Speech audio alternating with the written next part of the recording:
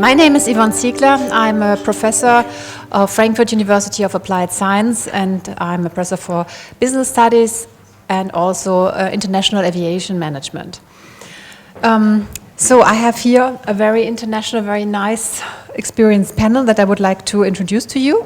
On my right is Narbeli Galindo, and she has a Bachelor of Arts in Finance from the Abilene Christian University and an MBA in International Marketing and Management from Thunderbird School of Global Management.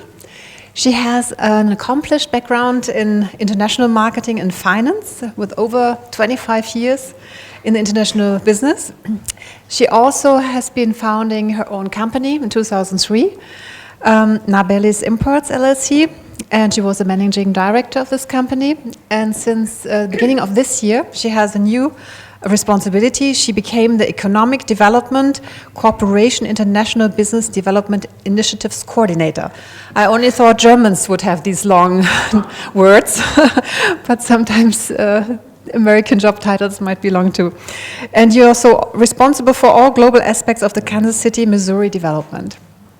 And you are also active as an UMKC International Business and Finance professor, teaching undergraduates and graduates on international management, marketing and finance, doing direct study programs to Spain and also doing corporate training.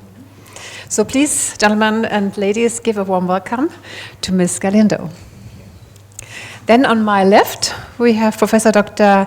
Johann Grabenweger. He is a CSO, Chief Sales Officer of the KHS GmbH.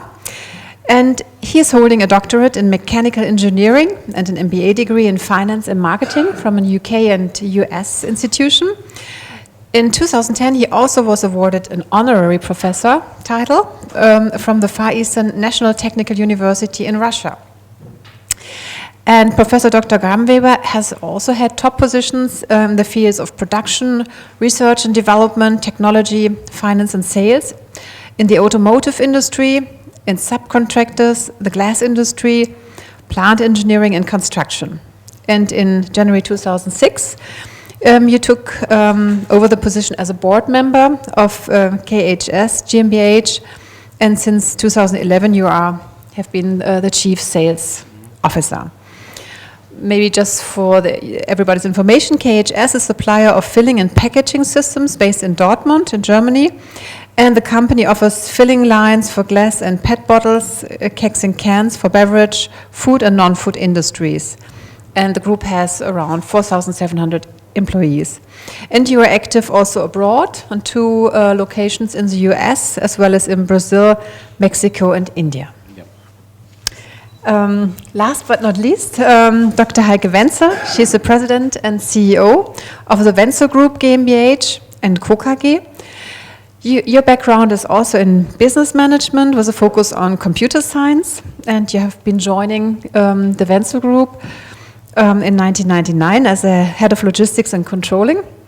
And since 2003, you took the position as a managing partner. And again, the WENZEL Group is one of the leading manufacturers of metrology solutions in the fields of coordinate measuring machines, gear metrology, computed tomography, and optical high-speed scanning. Also, in your case, you're running an international operation and are active in over 50 countries. And the WENZEL Group has more than 650 people. And you have an operation as well in the US that you're going to share your experience with us. Okay, then let's start. Ms. Galindo, maybe the first question I would like to ask you. Probably we have a lot of representatives of German companies here also in the audience. Can you give them maybe an advice how to identify the best location for their subsidiary in the US?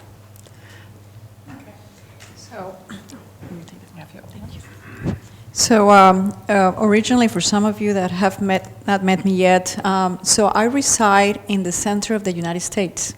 So I'm actually in Kansas City, Missouri. Now, I always like to start by saying, when I mention where I'm from, there's a lot of confusion about Kansas City because we are right located in the middle of 2 states.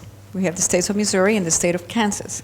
So originally people would say, Kansas City, where is that? Kansas? Because that's usually the first thing they say because of the city.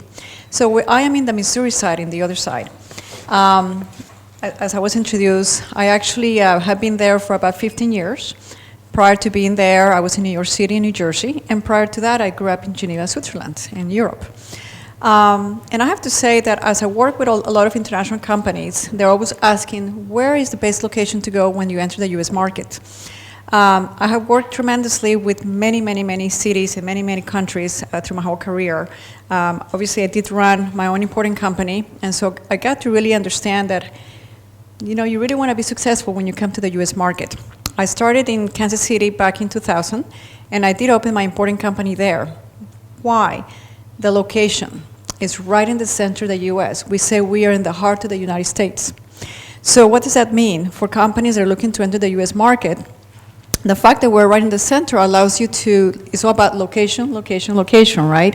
So allows to be able to be much more of a easy access to all kind of different states.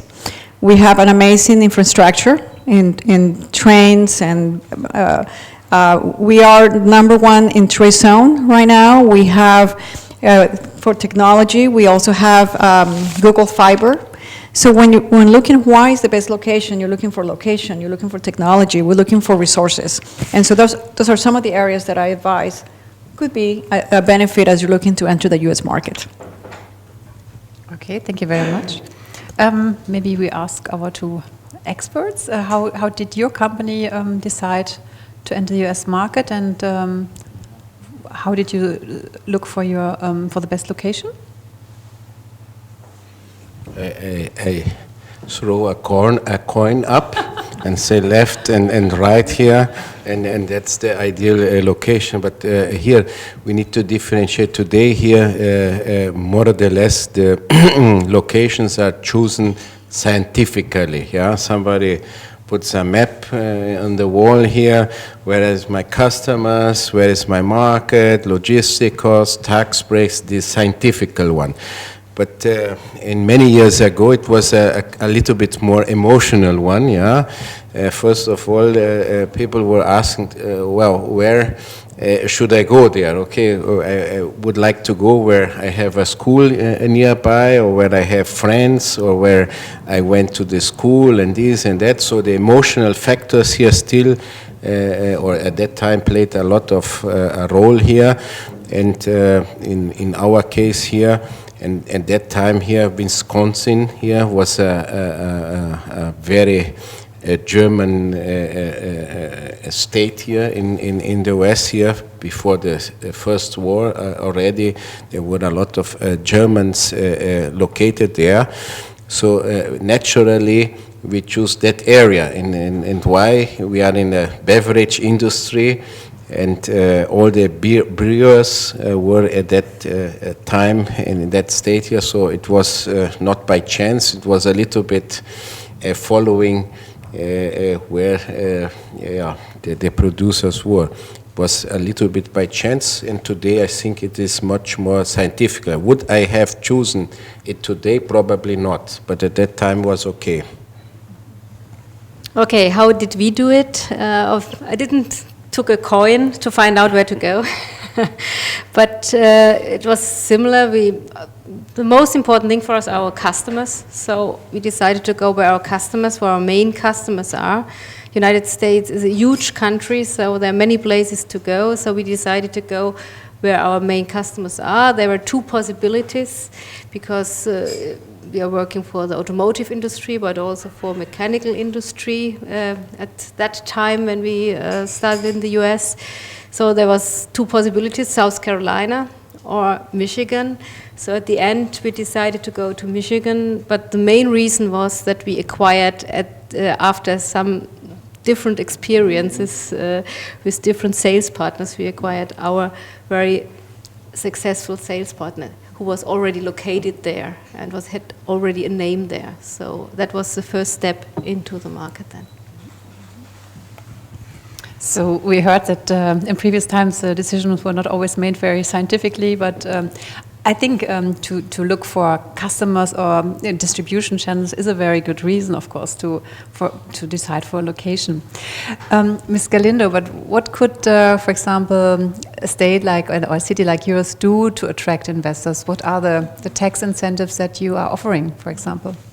So one of the things that we have in our city, so there's many things, and I have a list of so many things that we do have in our city. For example, I mentioned earlier the Google Fiber. We're the only city in the United States that has Google Fiber. What does that help? It helps companies be more efficient.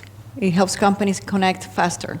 So that's one thing that we were awarded, that internet coming up, and so we're very proud of that. The other thing, affordability. So yes, Kansas City, Missouri, is a state that affordability is pretty low when it comes to cost of living. Unemployment is much lower than some other states. We also have smart city. We're the only ones in the United States for smart city testing.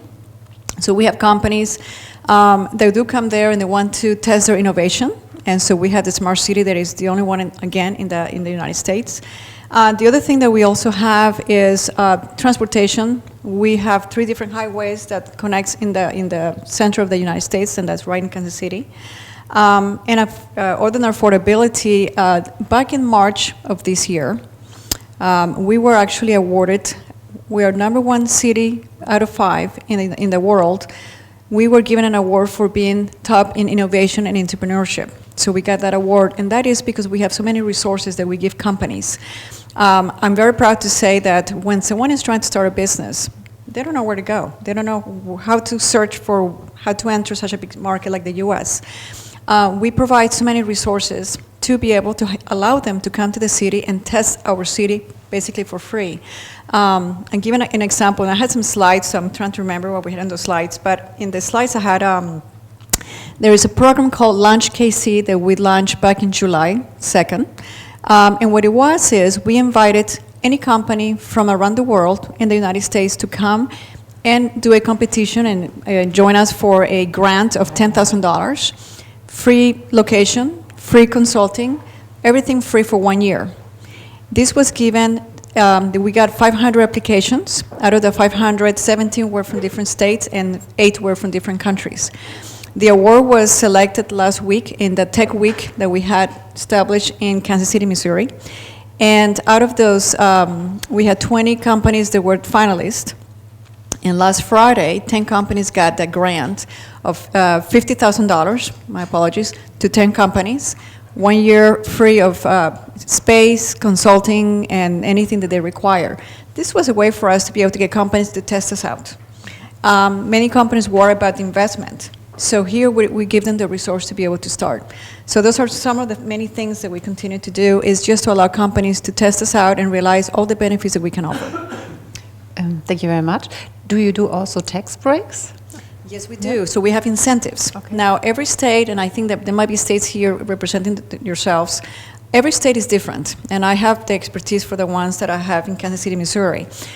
So one of the incentives, we have city incentives and we have state incentives. I'll start with the city one. So we have Chapter 100, and it's pretty much giving a break in taxes as the company is looking to expand or looking to buy a building or looking to partner with another company. That gives them a break in taxes when you are locating yourselves in a particular area. Then we also have taxes coming back and given if you're hiring employees. The maximum that you need to hire to get incentives for employees is 2. And then it goes up. The more you hire, the more taxes break you get. From the state overall, we have incentives for training. One of the things that I hear all the time is about we need employees, we need skilled employees, we need talent. Well, in our state, we tend to give you training. You tell us exactly what you're looking for. We get them trained. You tell us how many skills or how many talent are you looking for. They get trained, and you get 100% money back. You can get about $60,000, and that $60,000 can be reapplied every year. So every year you can get this training. At the same time of getting 100% back for your company, you can get $50% back on every employee that you get. Here in Europe, we get benefits. In the United States, we pay employees to get benefits. We give them benefits. It's something that is not given by the government. So for every employee that you get, you're going to get money back, 50% back to your company. So there are so many different ways as you're starting your company in the United States to get those incentives back, put the money back into your business so you can grow. Thank Thank you. Talking about employees, how many employees do you have in your operations in the US? And is it difficult for you to find good human resources? I think human resources everywhere a rare resource here. It's probably easy to find them, but more difficult to keep them. To offer a competitive environment, an attractive environment here, and also the location must be also attractive here. Today, in today's world here, everybody try to find they find their own living standards here, and if your location is able to match those here, you have a very high possibility of getting these people. In general, our business, we are providing machine and equipment all over the United States here for the beverage industry here. Our major customers are the most known brands in the world here. And typically, we need to run these lines here with efficiency day and night, Saturday, Sunday here, around 90-95% of efficiency here. So we need to have skilled people. We need to have flexible people here who can service these customers all week and all time. Here, these people are not typically people which you can train them in 1 year. There are several years of training of them.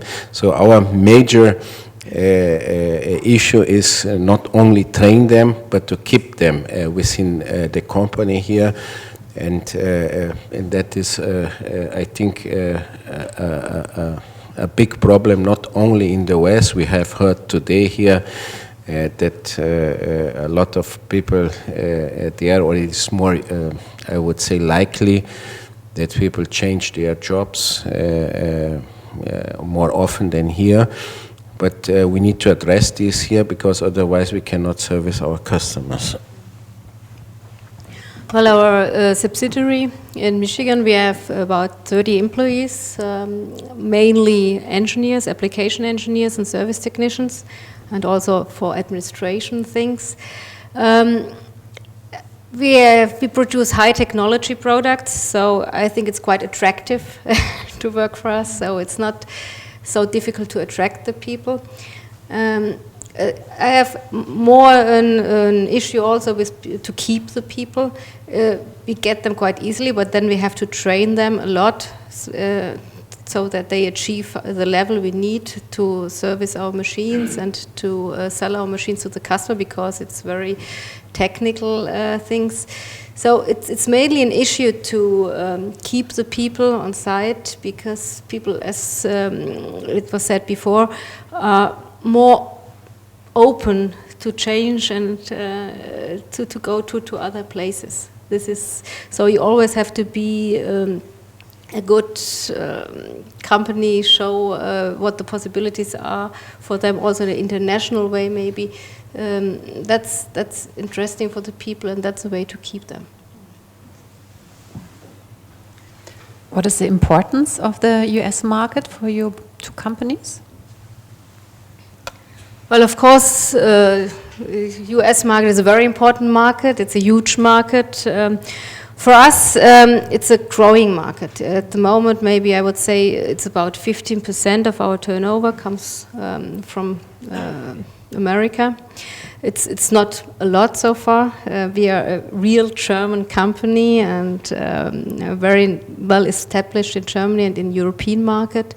And now it was a very important step for us to go overseas to both sides, America and Asia. And these are the both very growing markets for us, which we want to improve further.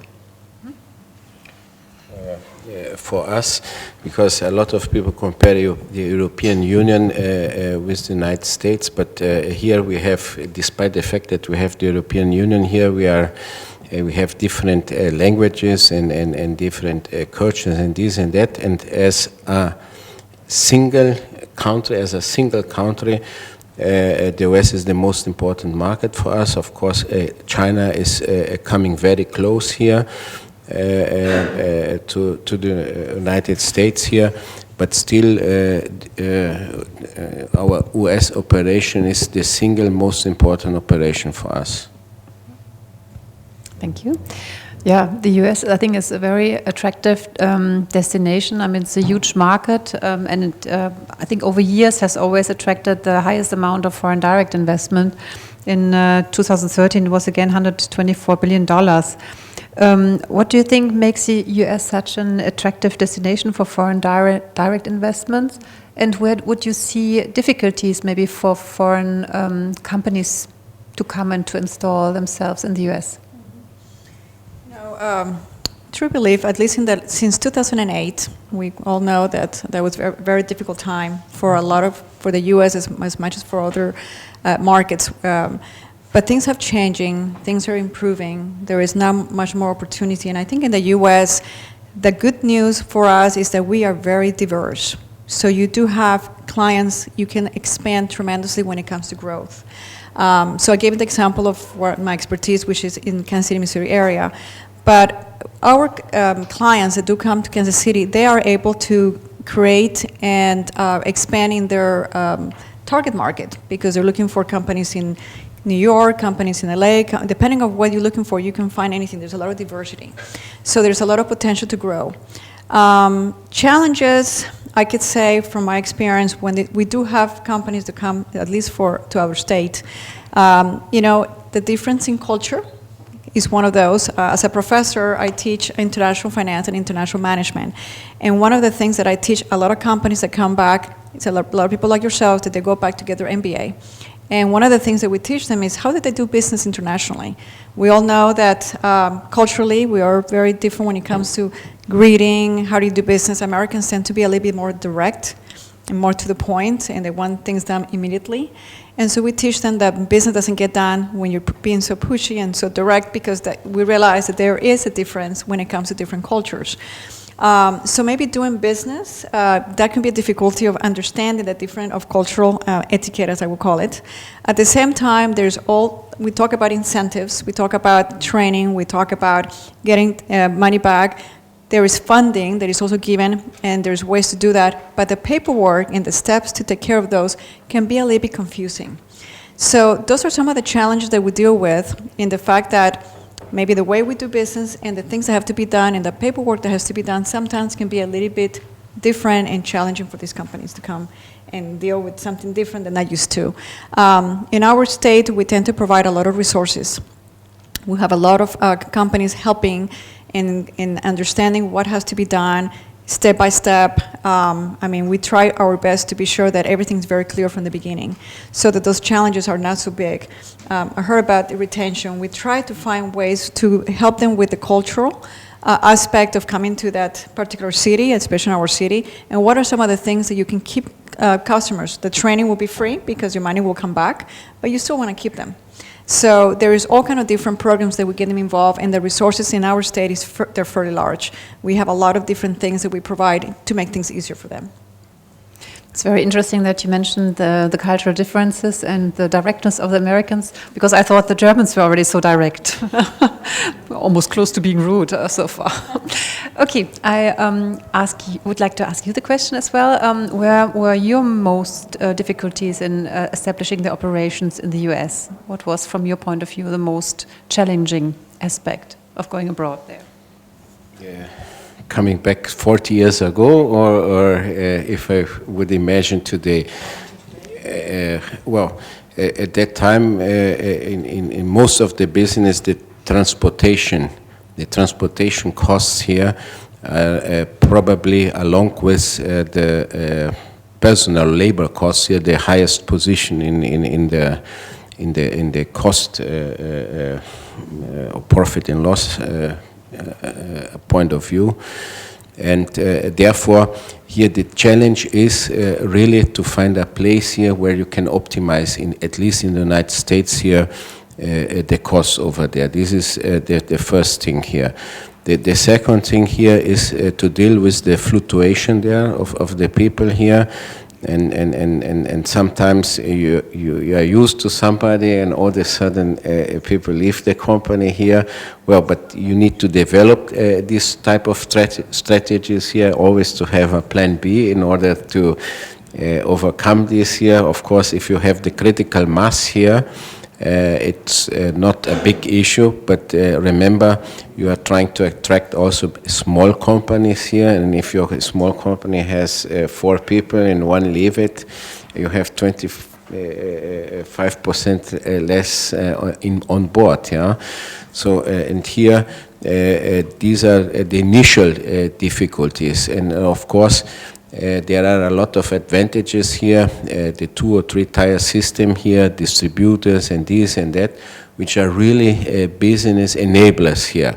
If you know how to access this point of sales here, and you have a good chance or good luck to find the right people here, you probably hardly can do it better than in the West here, because of this type of distribution network and this and that, and to leverage this here. But the beginning to find the ways here, today, of course, you have the agencies here, you have the people, you have the internet, you can search and make this, and it's much more easier. But many years ago it was not that easy here to start it.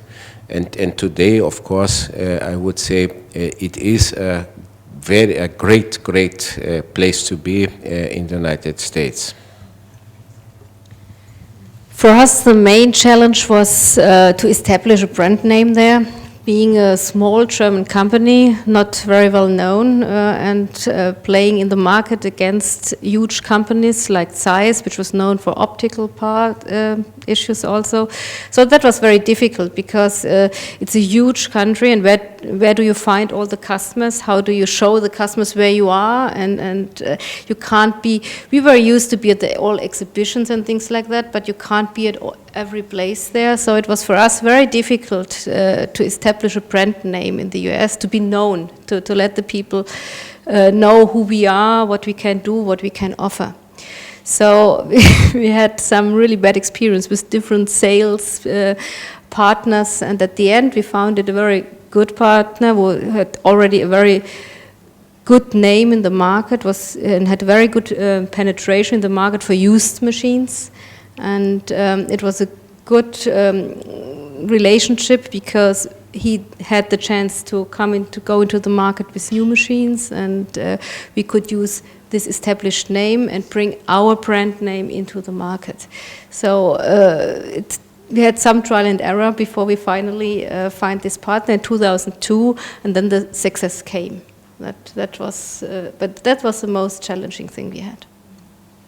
How do you run the operation? Do you have an American management, or do you have German expatriates also working over there?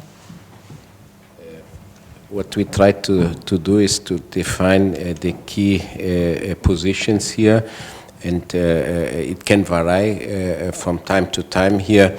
If maybe at the beginning here, the controller would be from Germany here, and then with the time being, as the company is established, then you define another key position. I don't know, the chief scientist or the service officer here, and so on and so forth. It varies a little bit from time to time who we define as a key person here.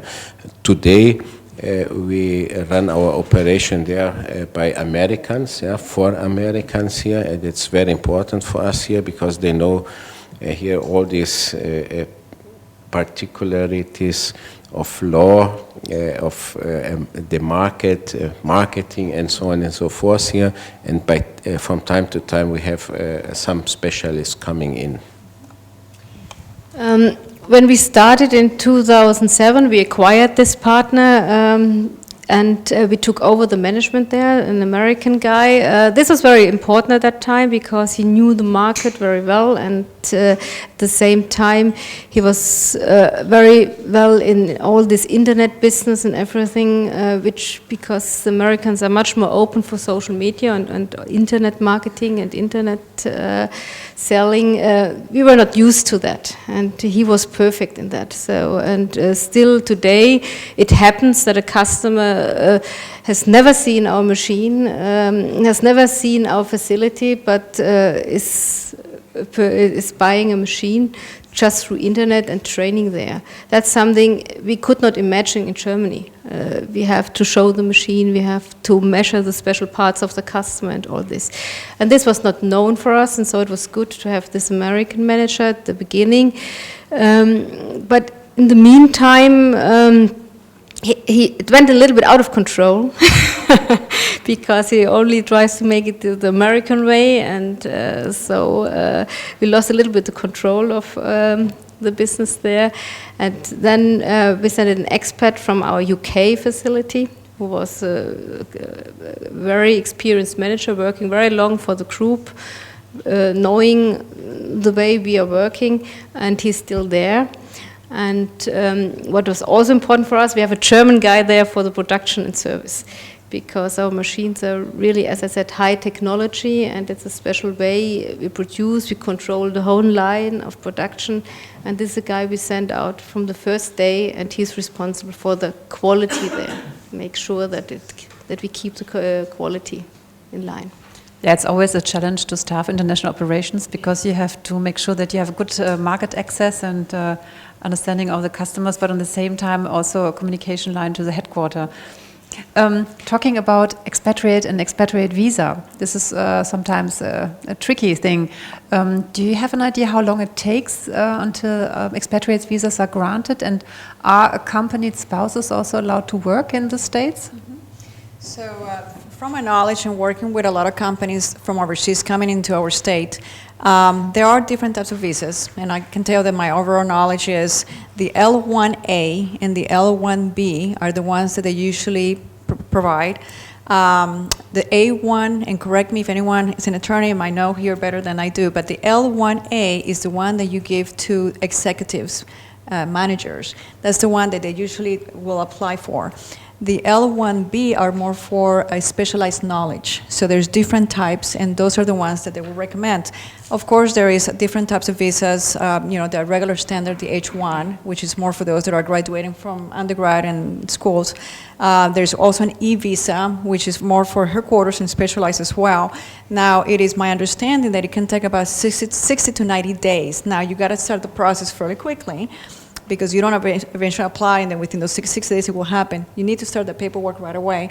We have many companies that have come to our city, and as soon as we know, for example, the one that just got an award, the 50,000, we had a company from Chile that just got the award last week, and it was excited. They got not only the money, the location, the consulting, everything. So the first thing we said to this company was, let's start your process about your paperwork so we can get you the visa and get you started right away.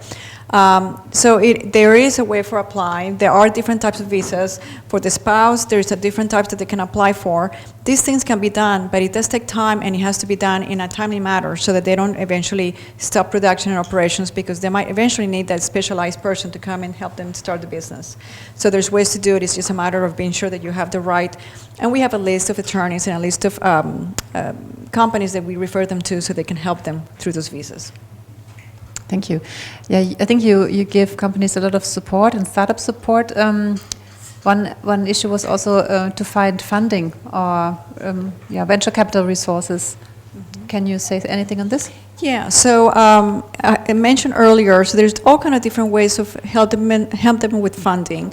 I mentioned earlier the Launch KC, which was $50,000, where they start for free, and they basically get 1 year free of everything so that they can give it a try.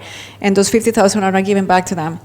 Or not, you don't have to pay those back. The other way of funding, so we have several banks that provide them loans. We have the SBA for small businesses. We also have with our state, we have a program that if the company needs to buy equipment, and equipment is very expensive, they can get a loan. And there's all kind of different requirements, but the overall of this particular funding is that if you stay within the state or the city within those 5 to 7 years, that money does not have to be paid back. So there's a way to allow companies to be able to buy that equipment, to be able to establish themselves, and as long as they decide to stay, as long as they continue to show that they're investing in the city, that money doesn't have to be paying back.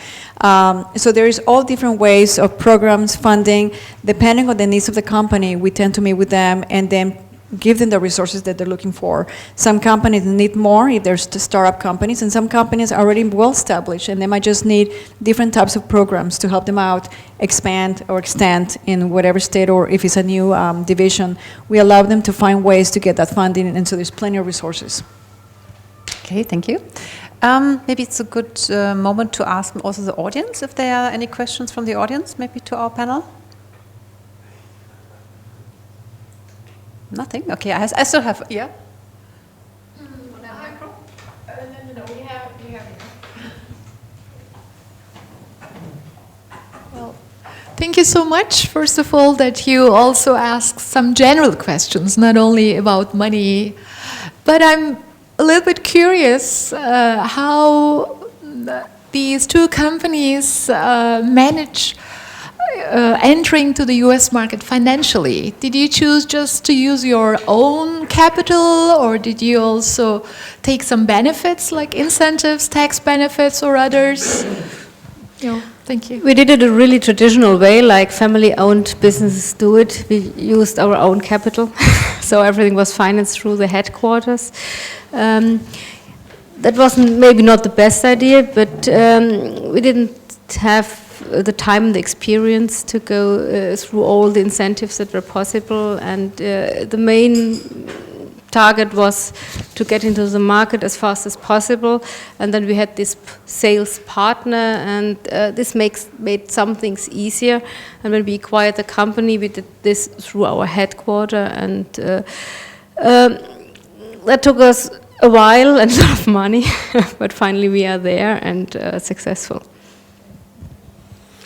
It's always very nice to have Mama and Papa helping, but we cannot neglect the fact that this is an opportunistic situation here. We have dollar and euro, or a dollar and Deutschmark here, depending one day in history, the interest rates are higher here or higher there, but at this time are low in both cases here. It's very interesting here. But most important is, in my opinion, always to allow your subsidiary to self-finance and self-funding in order not only to avoid the risk part here, and this is coming back also to the cultural differences here. We always see here in Europe the risks, but not the opportunities, or the chances here, and here, therefore, typically here in Europe, people try to let them self-financing here to avoid the cross risks here, But in the other way around here, there are so many interesting ways in the West to get financing here, and you will probably need to finance, because once you are in a grow pattern here, you cannot find enough money here in Europe. You need to get the financing locally here, because America always have enough money for interesting ideas. Thanks God, no? Okay. Then I would like maybe to have a final comment from everybody. What you would maybe recommend a German company going to the States? Some tips? Well, it's good to be open. It's a different culture. People are really different, and what we really found out, and what we do nowadays, by shipping open cable machines to the US market and assemble the last part there. Americans want everything immediately. That's really an issue, that they say, okay, if you have to finance all this, you can't have the stock there. At the same time, we have really customized products. At the end, we sell solutions and not only a standard product. So this was quite difficult to find a way to make the customer happy. So I think that's something you should know. You should know the mentality of the country where you go. You should know what is special with the people, and you should have this in mind when you go there. So this is something we really found out after a while, and had some pleasures and pleasures, and before we came to a successful situation. But still, it's a very growing market. You have to be there, but you have to keep it a little bit also under control, because if you say, okay, yes, everything works very nicely and perfectly, and you have an American manager there that worked for a while, but then he had his own ideas, and so which were not the same, but what we had as a German company, as a headquarter there. So I think it's also good to have a good controlling system there when you start business over there. Well, in our lunch, we discussed, how nice it is to have Mittelstand here.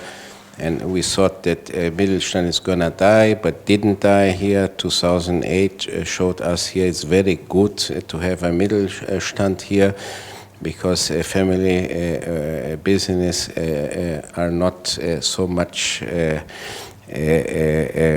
would say, vulnerable to a crisis here. They have not a quarter strategy, but more or less a long-term strategy here. That's one aspect of doing business over here, but at the same time you have a fantastic thing in America which is called startup. So startup from day to night who can collect $1 billion is nowhere in the world you can get this type of money here. And I would say also the spirit of America, reinventing themselves always here, and trying to utilize the technology in their advantage here. It's a way, and therefore a lot of big companies have also a kind of foot in America as well, with labs or with plants and this and that, is to try to learn the developments in terms of technology. Before the internet age here, America was not doing well at all here. It was, I remember here, Pittsburgh was dying, a lot of industrial cities were dying, etc., etc. But with the coming up of internet, communication, putting things together, and etc. here, America reinvented again and again itself here. So therefore, not only from this aspect here of being, I would say, in the stream of innovation here, it is a very important market for us. And by the way, we are more or less descendants from from each other here. And of course, Europe is, we know very well here. But if we have the opportunity to find, I would say, people with the same ideals, with the same spirit here, why we should move elsewhere. Yeah, and then therefore we try always to go the easiest way, and the easiest way is America. Yeah, therefore I would recommend to everybody which is in the initial stage of investing here, to invest in something which is more or less not so uncertain. Yeah, and America is not so uncertain for Europeans. Therefore, do it, and you will be probably happy. I could say, so I heard earlier about not knowing about incentives. So we work with companies now that they're really growing and they're really expanding. And so even though they didn't know about incentives at the beginning, because unfortunate maybe didn't know where to go to find about incentives. So we try to educate a lot of the companies about what is available for them. But for companies that are already established and they're in a particular state, we always recommend that if you are start thinking about expanding and growing and hiring, you can still apply for those incentives. And believe me, those incentives do eventually bring you quite a bit of cash back to your own company. So my expertise, again, is in Kansas City, but I'm sure every state will have that kind of incentive. In our cases, I can give an example of a company right now that is growing tremendously. And basically, they apply for the incentives, they got approved, and now they're going to invest $35 million. They're going to hire about 120 people in Kansas City, and this is going to happen in the course of about 5 years. They're getting 100% incentives. They're getting 100% return on training, skills, and all the things that I mentioned earlier. So there's still, keep that in mind if you're right in the U.S. If you're not in the U.S. and you're looking to enter the U.S. market, start exploring and comparing. In our case, we tend to bring companies to visit us. We put you together with potential clients. So that way you know if this is a product that is going to work in the market. We put you together with resources to allow you to find funding. All these things are things that you definitely want to be sure that you find out what are your clients, what is the funding resources. Something here in Europe, you have your street cards. Kansas City is about to have one that is going to come available in November, testing, and it's free of cost to people to use it. So now there are things that are going to make that city more appealing. Now there's going to be affordability. There's going to be all kind of different things. Organizations, that's another thing that we also mentioned to companies that are coming on board. Give an example, we work with the World Trade Center, we work with the International Trade Council, we work with the International Relations Council, we work with the U.S. Commercial Service, we work with all these international organizations that allows them to understand what's available to them. And then to keep those employees happy, because now you're meeting with so many different international backgrounds and international organizations, giving them not only the culture, but the resources and other things to keep them happy in that city. And then a couple of things also is, other than the location, the affordability, the resources available, keep asking as many questions as you need to. And then we do have, so one of my jobs is to also work with dignitaries and ambassadors. And we have gotten quite a bit of, the German consul was there about a month ago. And when he came to visit, we called all the German companies that we have in our city, and we invited them to a reception. We have companies that were considering coming to the U.S., and we have them talk among themselves. So they get an idea of what has worked, not worked, kind of what we're doing today. And talking from one German company to another, it was very helpful for them to decide what would be the best things for them how to enter the U.S. market. So, just all those resources and working together through your own companies is one thing that I would recommend doing. Thank you. So these were already quite some nice closing remarks. I understood that the US market is really worthwhile investing because of many reasons, because of customers' potential, but also opportunities, new ideas. And you will be there to give a lot of support, and there are financial incentives, tax breaks, and a lot of other support packages. So thank you very much for your attention. I hope you enjoyed this dynamic session, and I think we have now a little break again. No? Bye-bye.